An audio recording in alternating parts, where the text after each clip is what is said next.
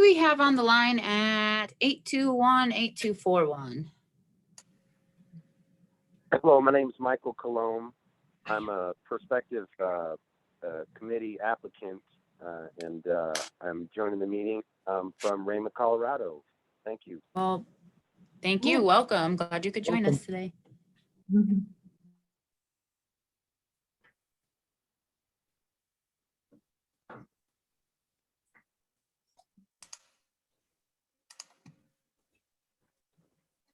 Looks like John may be having a little bit of trouble getting signed on here.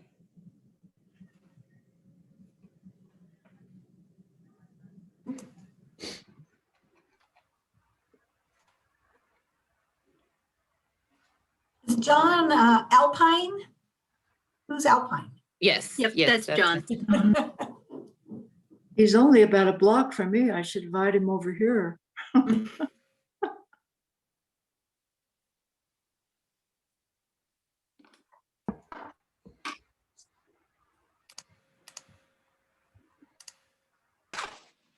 Must be slow today. It looks like a lot of people are loading.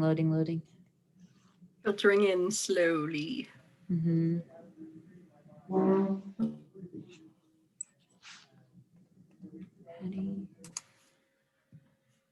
Too much news.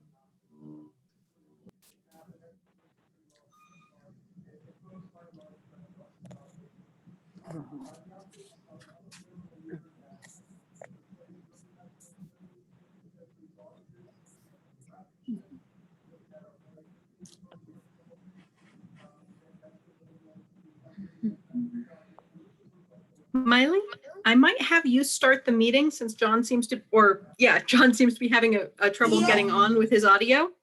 Yeah, I'm happy So to do that. I was just getting ready to offer.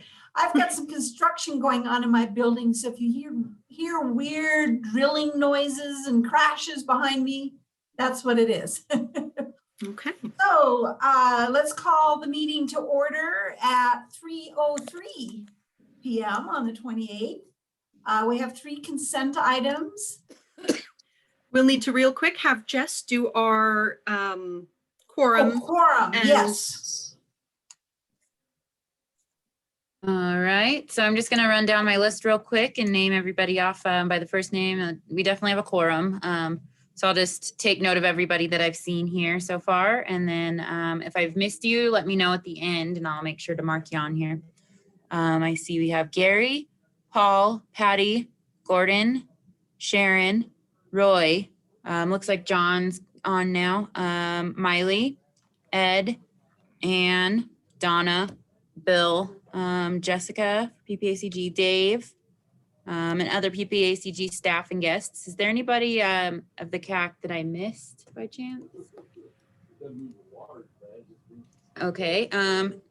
So if I could just ask when making motions, if you'll state your name, that way it's easy to catch who said what, and we can look back on recordings and have that to note from. And then also, if you are not speaking, if you can mute yourself, it cuts down on the background noise for us. With that, I turn it back to the chair or the vice chair. Whatever I am, okay. So then I thought we had a guest too. He might have introduced himself before, who was a prospective member. Were you able to make note of that too? Yes. Okay, good. All right. I guess we need to have consent for the agenda.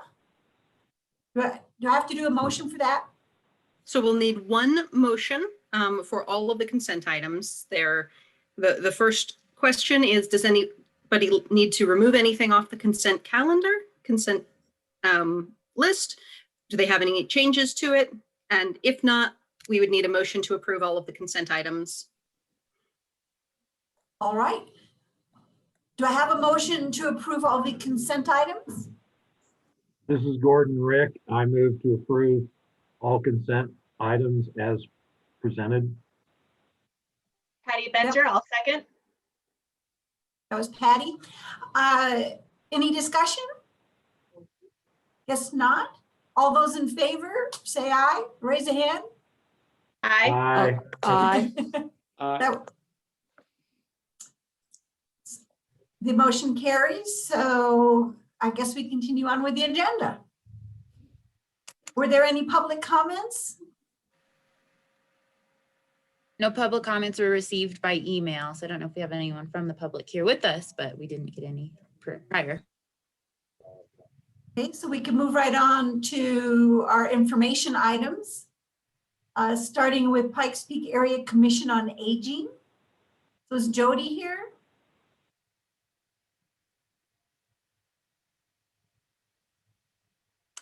I don't see him. Yeah, it looks like he might be running just a little bit late. I may say, why don't we move on and come back to him when he or Melissa are able to join us? Okay, then the next is MMT Safety Plan and Target Presentation.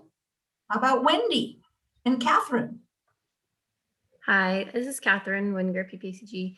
And Wendy actually emailed me just a moment ago saying that she had something come up, so she won't be able to make it, unfortunately. So I'll try to cover that as best I can. No, she's the expert, but feel free to email me or ask me questions. And if I don't know them, I can pass them along. Otherwise, I'll just go ahead and jump in and do a quick review of kind of what her presentation was going to cover, but I won't go into detail just because I don't actually know terribly much about it since it's MMTs. So what this presentation was going to be about was regarding the MMT safety plan, and which is a requirement by the Federal Transit Authority for public transportation agencies, which MMT is one of those. So they receive federal funds, so there's certain requirements that they have to follow. And one of these is the safety plan. And in the presentation, it kind of outlines why they built this plan, as I just mentioned, the pieces that were going into it, the general requirements. There are 5 emphasis areas. So they have performance targets, their management policy, how they're going to have safety risk management, safety assurance, and safety promotion.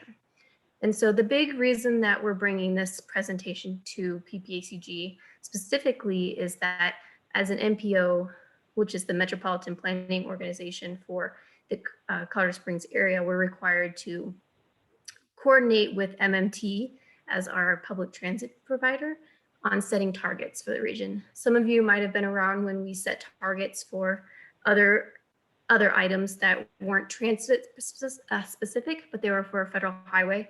And so we do safety and performance measures in other areas as well. So this is another requirement for safety transit that we're required to work with MMT to approve. So MMT, since they're the experts in transit, they kind of work through that process, set targets. And then as the MPO, we then coordinate with them to adopt those targets and put them into our long range and our short range plans and coordinate that into our process for project selection. So that's kind of a more general overview of what she was going to talk about. And if you have any specific questions regarding the presentation that was attached, please feel free to let me know. You can write them in the chat or email me, whichever you want, or ask them now. Otherwise, I can go into kind of my portion that I was going to talk about that more specifically talks about the targets. Were there any questions for the presentation? All right. And please feel free to reach out if you have any or just wanted to get a little more detail from Wendy. Sorry again that she wasn't able to make it. All right. And so as I said, as the MPO, we're required to adopt the safety targets which were on that kind of the table listed in the presentation and on your memo. And those are 4 targets for safety for the transit. And we, as an MPO, will take those targets once they're approved by our boards and then incorporate those into our long range and short range plans when we have an amendment that requires us to update those. So how we would do that was incorporated into the writing of the plan, and how we do actually have an entire chapter in our plan that's performance management.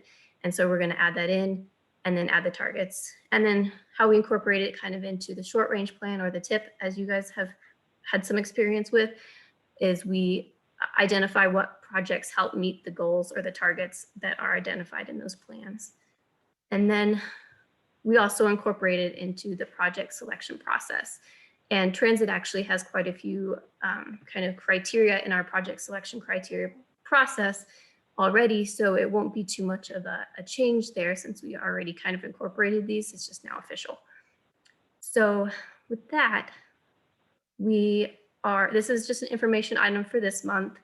And then next month we would be bringing it back to you to request adoption of these targets, and then incorporation into the plans as we have that available. With that, I'll just stop and see if there are any questions.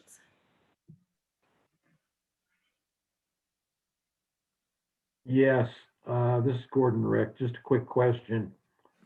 Have you, I know this is obviously going through Colorado Springs, but the smaller communities, Green Mountain Falls, Woodland Park, Monument, Fountain, have you consulted with them or got any feedback from them? As part of this process, bringing it to you all and we bring it to our TAC, our Transportation Advisory Committee, which does actually have those varied members as well. So through our committee processes, we discuss with those, but we also, for when we incorporate these kinds of things, it's always available to the public to comment as well. So, but our main feedback for these ones specifically will be through our committee processes that does involve Green Mountain Falls and the different, and Fountain and Monument and Palmer Lake. So yes, we do talk with all of them. Thank you.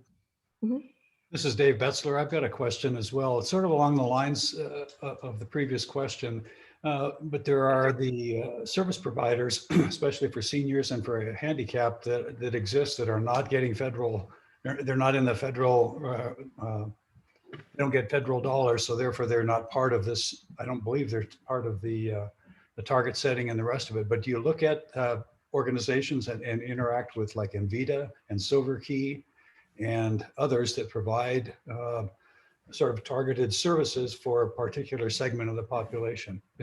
How is that wrapped into what you guys are doing? Typically, unless they're, like you said, get federal funding or if they work directly with MMT on certain things, that they probably won't be incorporated into these targets. I'm sure MMT does, talk with them about certain, services that they provide, but specifically if they incorporated them into this target, I'm not sure, and that's something I can ask. But I would guess not, if they weren't required to do this based on federal regulations. Catherine, may I step in for a minute, because we actually had to cover this with FTA. With our 5310 grant that we have now taken over from MMT, this actually came up in our certs and assurances for this year. And so with FTA, we were able to just adopt MMT's plans and performance targets, because ultimately MMT's plans and performance targets cover all public transportation in our area. So if that helps clarify that, it is adopted within those programs outside of just the Mountain Metro programs. Thanks, Laura. That's perfect.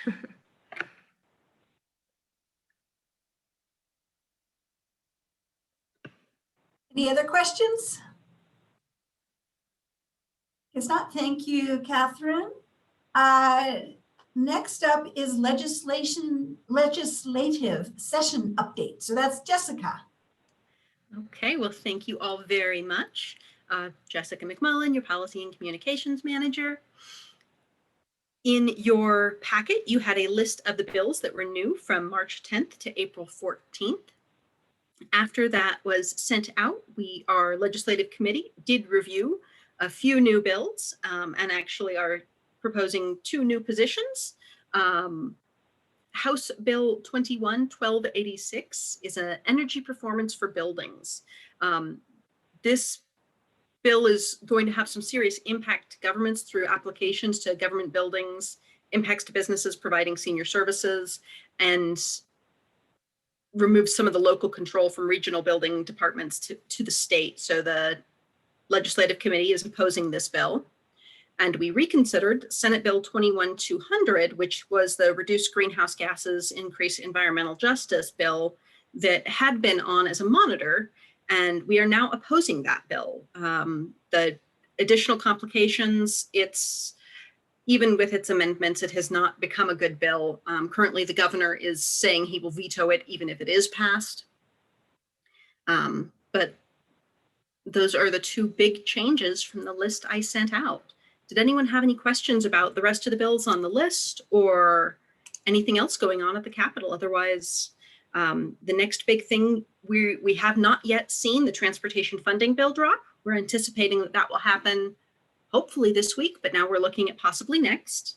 The legislative session is supposed to end the second week of May. That is not looking like that's how it's going to happen. Because of COVID and the delay in starting, they're able to extend it this year. So that's likely to happen, and it won't be a special session because they're still within the number of days they have to meet. But we are not anticipating it will end on time. No one's really shocked by that. And that's all I have off that. What do you guys have? What do you need to know more about? What are your questions? Catherine, this is Sharon Brown. Do they have an anticipated ending date or, the sign you die for the legislature? They do not. They are still working on, nope, they do not have one. Okay, thank you. No other questions? Next up, it's Catherine again with fiscal year 2022-23 Unified Planning Work Program. Hello, Catherine Winger, PPACG. So this is our draft document for our Unified Work Planning, our work program, for 22-23. We brought this to you last month as an information item and providing opportunity for you all to provide comments or suggestions. And we've also done that with our TAC and our board of directors as well. And then also our federal partners. And so we didn't receive any general comments from the public or from others. We did receive some comments from our federal highway and federal transit partners. And so we did make some updates since the last month based on those suggestions, and those are highlighted on the second page of the memo. And I'll just briefly go over those. Actually, I forgot that just for some of you that might not have been here for last month, I should probably go over what our UPWP is for, and then I'll get into what changes we made. So just a quick overview. This is a plan or work program that talks about transportation specific planning activities that occur within our MPO or our metropolitan planning area. And that is a smaller boundary than our full PPACG boundary. So at a minimum, we have to include the description of the planning work that we're going to do, the staff that is. Sometimes we include other things that happen with like CDOT and resulting products, who will perform that work, the timeframes of completing that work, and the costs and the source of those funds. So it just really provides transparency for the money we're receiving, and then what activities we're going to do over the coming years to meet federal requirements and make sure that everything is completed as we are supposed to do. So this current year, we actually made quite a few kind of larger updates. We made some edits and changes, and those are outlined on the first page from 1 through 4. And so then after we provided time for comments, then we did get those comments back. And so we did make those updates outlined on page 2 of the memo, as I mentioned. And so just briefly highlight those. We did have a suggestion that we should kind of differentiate the budget tables by fiscal year so that it was easier to identify that, these were 2022 items and then these were 2023 items. Then we were asked to add a sentence that talks about public comments that we receive will be included in the document if we receive any, just for more transparency as well. And we updated some tables to reflect a document, our certification documents, so timelines, just make sure those were accurate. And then an introductory paragraph on some of our section 2.6. And that was for items that were done in our previous UWP. So our current one is 2020 and 2021. And so in the next UPWP, we're required to outline the items that we finished from the previous one, again, for transparency. And so I just needed to add an introductory paragraph to kind of make sure it was clear why we were putting that in there and what they meant. And then just a couple other, updates that needed to be clarified. And then finally, add a bullet point for our Federal Transit Administration partner request to further clarify what we were going to do with 5310 funds, and that was page 32. So with that, the document can be found at the link. If you want to provide any more comments before final adoption, we will be bringing this back next month for your recommended adoption, and then that will be the last time you see it before it is adopted by the board, hopefully. And with that, I'll take any questions.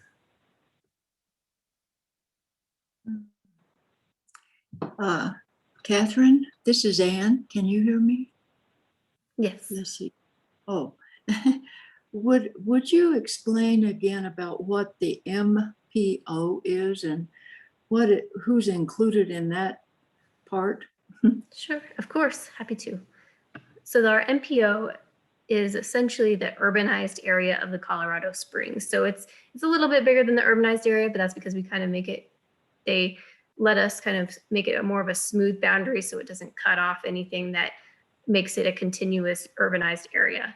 And so it really encompasses Colorado Springs, but also the areas that are closely tied with that. And so that includes Monument, Palmer Lake, El Paso County, Teller County, a piece of Teller County, not the entire bit, just part that's in Woodland Park area, and then also Woodland Park.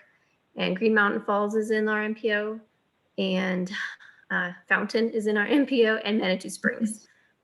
So, those we do have a map online as well, if that might help you kind of picture it, but it's the main areas that kind of include Colorado Springs urbanized area.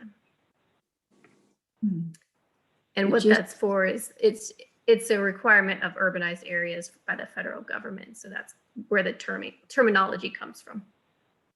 Yeah, I just find that so extra somehow. But I guess you have to do it. Thank you. Yeah, of course. Question, Ed Dills. How far east in El Paso County does the MPO take into? Obviously, I'm calling from Rama. Does it go out that far, or are you cutting it off at, say, Mark Shuffle Road or something like that? Thank you for bringing that up. That's true. It does not encompass all of El Paso County either. Okay. I can't remember the farthest east roadway, but it doesn't include Rama for our MPO. Okay, I didn't think so, but I just wanted to be clear. Yeah.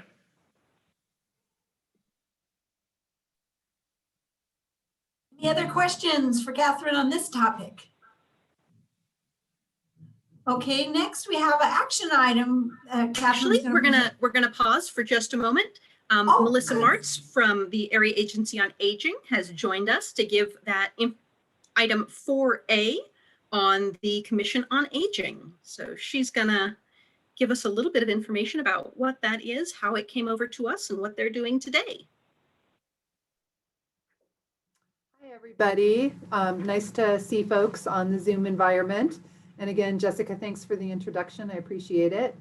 And hope everyone can hear me. Sometimes my microphone does act funny. So I think people are hearing me okay, though. So the Commission on Aging was started quite a few years ago, maybe as much as 5 years ago, through Innovations in Aging here in the city of Colorado Springs. It was launched through Innovations in Aging as part of their work to become an age-friendly city, and that's through AARP. And age-friendly communities, age-friendly cities are a really nice way to bring new knowledge and new resources into communities to help people age in place. And part of that process recommends, and sometimes even requires, that a community create a commission on aging. And the role of a commission on aging is to interface with elected officials and do advocacy and policy development around best practices to age in place. And so that Commission on Aging was created again just within the city of Colorado Springs. And since it was first started, it actually met either at the Innovations in Aging offices. For a little while, it met downtown at the City Council building. But as time went on and conversations continued, it became really important that a Commission on Aging should actually have a much broader reach and have more people engaged in discussion, and actually some of the resources that the Pikes Peak Area Council of Governments can actually provide to a Commission on Aging. And so the Commission on Aging started some conversations with Jody Barker, who is the director of the Area Agency on Aging, and kind of said, what would you think about, you know, possibly having the Commission on Aging come under the Council of Governments and the AAA? And so lots of conversations ensued, including with Andy Gunning and some of the Pikes Peak Area Council of Governments board members, and it was decided to go ahead and do that. And so as of January 1, the Commission on Aging, that was just based for the city of Colorado Springs, expanded, grew, and came over to the Council of Governments and is now the Pikes Peak Area Commission on Aging. So has a lot of work to do in the future. So right now, many of the commission members are Colorado Springs residents, you know, not folks representing the much more broader area that is, you know, the Council of Governments area. But we do have Paula Levy, who joined us from Woodland Park, so that's been great. And the commission is working on developing its mission and vision, as well as practices around figuring out which initiatives and which concerns need to be looked at and delved into more deeply around, you know, building age-friendly communities. And so they look at, you know, with AARP, there are these 7 different domains for age-friendly, you know, transportation, health and wellness, employment and volunteerism, arts and culture. There's, you know, a range of those. And so as issues come up in the communities that we serve, you know, do they fit under any of those particular domains, which they are going to? And what are some best practices that are recommended to make a city or a county or, you know, an area more age-friendly? And the commission's going to be digging into coming up with policy statements, working closely with Jessica McMullen, and also monitoring, you know, bills and legislation that's happening at a local level, as well as a national level. So that's what the Commission on Aging is all about. And the group meets the first Wednesday of every month from 3 to 5. And they're working really hard. Some of the members today were actually attending via Zoom the National AAA Policy and Advocacy Summit that's happening. And so they're pulling down all kinds of information to help them do a better job. What questions do you have or comments about age-friendly communities?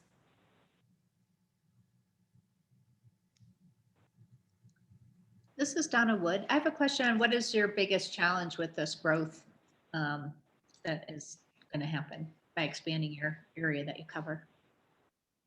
So I think the biggest challenge is figuring out that process for deciding how to advocate and get behind various issues that make a difference for aging in place. And so they are kind of looking at how to kind of develop that criteria. And as they work on that, the community is bringing issues to the meetings and presenting. So presenting issues around housing, presenting issues around family caregiver support, issues around the lack of Medicaid beds in our community for people who have behavioral issues that need to be addressed and supported in different ways. So while they're kind of looking at these ways to figure out what subject matters really make a difference, they are hearing concerns from people in the community. And so eventually they'll have that process kind of figured out and know how to decide, you know, this is something that's really important in Colorado Springs, but maybe not so important in Park County, but we're still going to cover it. Or this is something that Park County, you know, has brought to the table and is really concerned about, but maybe not an issue in Colorado Springs, but they're still going to take that on and look into that and, you know, kind of put some brain work into, you know, what are some solutions for the problems that are being presented.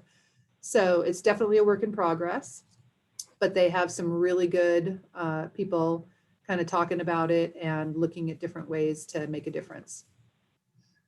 This is Dave Betzler. One of the things I'd throw out too is that the commission is also very much interested in partnering and relationship building. So that, for example, the AAA has a group that's the Studies and Resources or Studies and Review Subcommittee, and they look at issues on aging and senior adults or older adults. So potentially, if you start looking at, you know, building that partnership between the COA, the commission, and the AAA, then you're kind of, hopefully you can, you know, leverage the skills and the aptitudes of the people that are involved in that. And related to that is there are a number of different studies or 4-year plans or strategies that are out there. And I think one of the things potentially that the commission can choose to do would be to look at that and sort of analyze the 4-year plans for the AAA, for the PPACG, perhaps for other counties, and figure out, okay, so where are the common points? Where are the pressure points? Where are the things that we as a commission could then intervene or have a role to play for advocacy and potentially working then to move towards policy. So I think it's a very wide open field. And as Melissa said, Commission is in that formative stage, norming and forming right now, working on mission and vision. So stay tuned, and there'll be more to come, I'm sure. Thank you, Dave. Any other comments or questions? I hope and looking forward to hearing more as time goes on. Thank you. Thank you. Take care, everyone. Thanks, Melissa. Okay, are we ready to go to our action items now? So that's Catherine. I see Catherine's back. She's ready. Okay, functional classification change requests from Catherine, Senior Transportation Plan. Thank you. Yes. All right. So I have the next 3 action items. So bear with me. You can hear me a lot. All right. So this one is for our functional classification change request. Some of you might have been here when we did this a few months back for Monument as well. But this is kind of a new set of requests that we have. Let me pull that up real quick. All right, so what this is a functional classification change request. The functional classification is a federally classification, a federal classification, excuse me, for our roads and highways. It kind of creates a hierarchy of the roadways to properly channel transportation movements and throughout the system. So it identifies certain roadways based on the amount of traffic they have, the kind of roadways they are, how many lanes, and various things that you know, enable the roadway to act in certain ways, either as an interstate or as a local road and everything in between. So we, as an MPO for the area, again, that MPO area again, we help maintain the classification system in our area and formulate any requests or changes that we think might be needed from our local jurisdictions. And then we submit those changes to the state DOT which then makes sure that those follow the the guidelines from the federal government. And then it goes to the federal highway partners for final approval before it gets incorporated, the updates get incorporated into the system. So that is what this part of the process is bringing it to the MPO for initial approval. And actually, this is part of a larger analysis that is occurring for the system in our area that our GIS team lead has done for all of the roadways in our MPO to kind of see if we need any other updates in the area based on growth that we've had or changes. Since a full review hasn't been done in, I think people have said about 12 years is probably a good guess on that. And so he did a full review, and we've seen a lot of growth over those years. So there was quite a few updated suggestions that he's going to make. And we wanted to start with monuments updates first because they would like to move forward with specifically one roadway, but the entire request does include multiple roadways.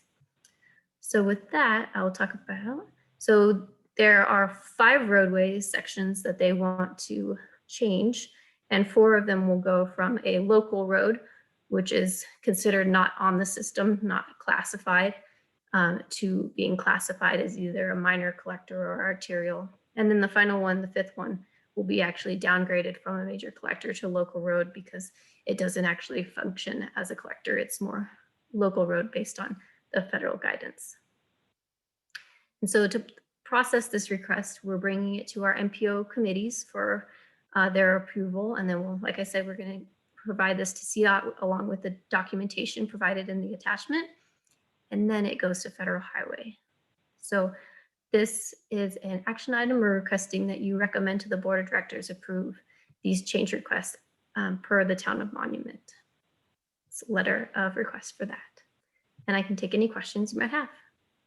Can you tell us what the roads are for Monument that they're changing? Sure, of course. Thank you. All right, so the first one is 3rd Street. It's from Beacon Light Road to State Highway 105. The second one is 2nd Street from Beacon Light Road to State Highway 105. The third is Beacon Light Road from 2nd Street to Santa Fe Avenue. The 4th is Old Denver Road from Santa Fe to Baptist Road. All 4 of those are being requested to get added to the functional classification system. And then the final one is Washington Street from Franklin Avenue to 2nd Street. And that one would be a downgrade from a major collector to a local road. And one thing I meant to kind of point out is that the functional classification is also something you must, the roadway must be classified in order to be eligible for federal funds. So that's another big piece of why it's really important that we ensure our roadways are up to date. Catherine, one query again would be, so you said that these were proposed by the Town of Monument, is that correct? So they're working hand in glove with you, and that when you come forward with this to make these changes, it's based on the criteria and the description that the town has come up with, is that right? It is in coordination, yes. Initially, it was, our GIS team did analysis based on the required criteria for different roadway functional classifications. And then we brought that to the Town of Monument for their approval, and they discussed among themselves and approve and also recommend the changes as well. So it is in close coordination with, and that'll be for any changes we make. We won't make any without approval. And that's part of the attachment packet, is that the letter request from an approval from Monument is included in that as well. Thank you.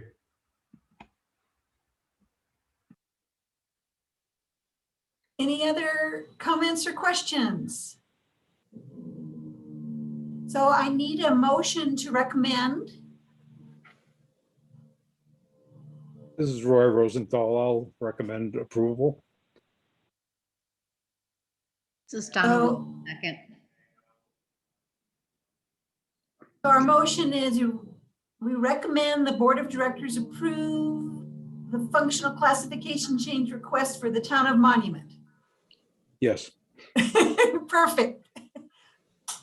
Okay, so that's the motion. Do I have a second? Yeah, Donna Wood, second. Thank you, Donna. Any discussion?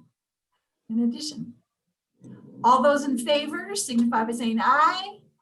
Aye. Any opposed? No opposed, the motion carries.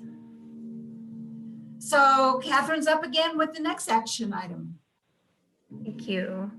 All right, so this one is for our TIP policies and procedures update. We brought this to you last month for an information item, so you have seen this before. This is for our TIP policies and procedures as it suggests, and that outlines how we develop and maintain our transportation improvement program or our short range plan. And it is something that we update about every 2 years along with when we do a new process for doing a new tip. And that's just to make sure that it's kind of up to date and there aren't any changes that need to occur. This update just pretty much added one little section as you see outlined in the memo on pages 11 and 12, and it discusses a little bit more detail on a lot of what PPACG will be doing to help keep projects that are listed in our TIP document moving and making sure that they're able to spend the money or obligate, as we call it, the money that is listed in our TIP document in the year that it's listed. So we just want to make sure that the projects are getting these grant funds, that they're spending them, and then the projects are getting done on time.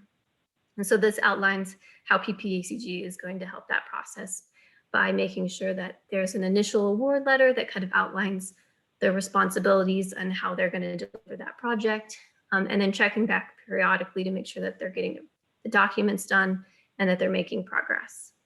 And so we added this specifically just to kind of really make it clear that PPACG is going to be keeping on top of these even more so than we had in the past. We didn't receive any other comments from TAC or the board on this, so we didn't make any changes from last month. And with that, we ask that you recommend the board of directors approve this updated document. And I can take any questions.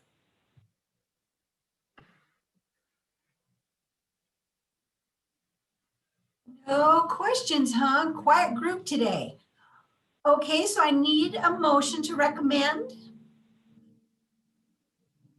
John DeVoe, so moved. So John DeVoe moves, he recommends the PPACG Board of Directors approve the updates to the TIP policies and procedures document as outlined above. Gary Sugar, seconds. Thank you. Any discussion? All those in favor say aye. Aye. Aye. Any opposed? Well, that motion carries too. Thank you all. All right, and last but not least, TIP draft for public release. We'll let Catherine take that away now. Thank you. All right.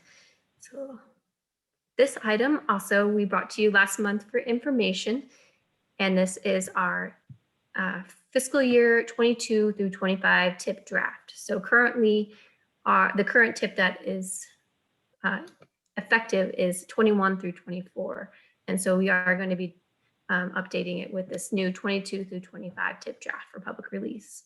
As it outlines in the memo, we are adopting 2 TIPs back to back due to wanting to get into alignment with the CDOT's statewide transportation improvement program, as we mentioned that a couple months ago as well.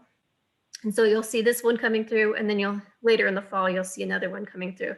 So just to give you another heads up that it's going to seem like we consistently are giving you new tips, but it's just going to be 2, I promise. And then it'll be another 2 years till we start this process again. So this one is for the 22 through 25 TIP draft, and this would be for releasing it to the public. It won't make it official until we provide it to the public for public comment for 30 days, and we'll hold a couple of open houses as well.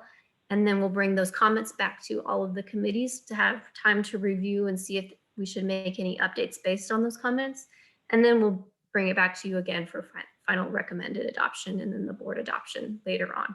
And just so we're clear, we're not adopting this plan now, it's just for public release, and there's still time to make updates as well. So this is The draft document is linked there, and I am in the process making some updates based on our Federal Highway and Federal Transit and CDOT partners. They've made some recommendations, so that document should get updated in the next week or so if you want to take a look and make any more comments then as well.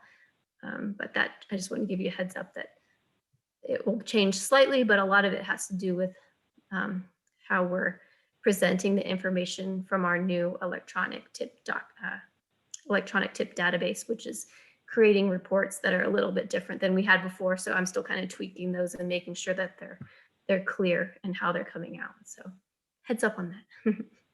With that, I can take any questions. Otherwise, we ask that you recommend the board of directors release this document to the public. Any questions for Catherine? Okay, so I need a motion to recommend that this document be released for public review and comments. Patty Bencher, I make a motion that the board of directors recommend to the board of directors that they release this document to the public. And this is Gordon Rick. I second that motion. Thank you. Any additional discussion? All right, all those in favor, say aye. Aye. Aye. Any opposed? That motion carries also. Thank you. Thank you, Catherine, for all your work today. Appreciate So all your- next up is member discussion. So Jessica, do you have any anything for us to talk about? I do. Oh, boy. So we have sadly, Aubrey Day had to step off of the CAC. So we have a vacancy for a citizen at large. We will be posting this vacancy and beginning to advertise it next week. And the nominating committee will be brought together to review applications that are received, hopefully mid-May, depending on how long it takes us to get applications. So you, as the committee, will be both seeing advertising. I'll be sending it out to you and asking you to please push it out to folks you think who should be serving on the CAC with us. And then also out into the public for additional applicants. And then we'll be reviewing those. Does anyone have any questions about that? Okay. Sounds good. The only other thing, just I wanted to give you guys a heads up. I know that it's in your meeting and event schedule, but the Area Agency on Aging has started their 2021 retirement series partnership.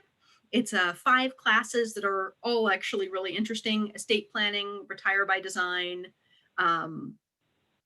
Social Security 101, Medicare 101, living life in retirement. So these are all great classes. And if you're ever interested in the different classes where we do, it's all ppacg.org/events. And there are a lot of them. So if you haven't looked at them, please do. I think it's something you would be surprised to see the number of different things we've got our fingers in these days. Okay, do we have items for the next CAC meeting? And Jessica doesn't have anything? Oh, Anne.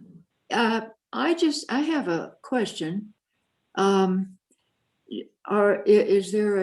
When are we going to get another environmental person on after Samantha resigned? Has that been decided Beautiful yet? question. We are hiring our military program manager, military impact. We're in the midst of changing it from the JLS program to the military planning program manager. They are doing second interviews this week, yesterday and today, actually. Once we have hired that position is when we'll be beginning to advertise and hire for our environmental position. They work so closely together that it's step by step for us. So not this month, not next month, but I'm hoping that we'll at least have some more words about when interviews are and things like that in June. So. Well, I think that's so interesting. As you know, I'm up here in the mountains and we're very interested in water quality and fires and things of that nature. I'm sure everybody is. And we just, that's good to keep on track with that. So thank you. Thank you. This is Gordon Rick. Question, what are we looking at doing for the next meeting in May? Are we looking to continue this format, or are we looking at it in person or a hybrid? Kind of what are we looking at? Thank you. In May, we will be doing a hybrid meeting. We will have a certain number of seats around the table. So you'll all get an email saying, hey, if you want to be here in person, you need to RSVP with us so we can keep our head count down low. You are going to be one of our test monkeys. You'll be the third committee to do this as a hybrid. Guinea pig. So yes, indeed. But yeah, we'll actually be offering the hybrid option for the first time next month. Thank you. And forevermore, just so you guys know, we will always have this Zoom option for participation because we know it's made it easier for some people to participate.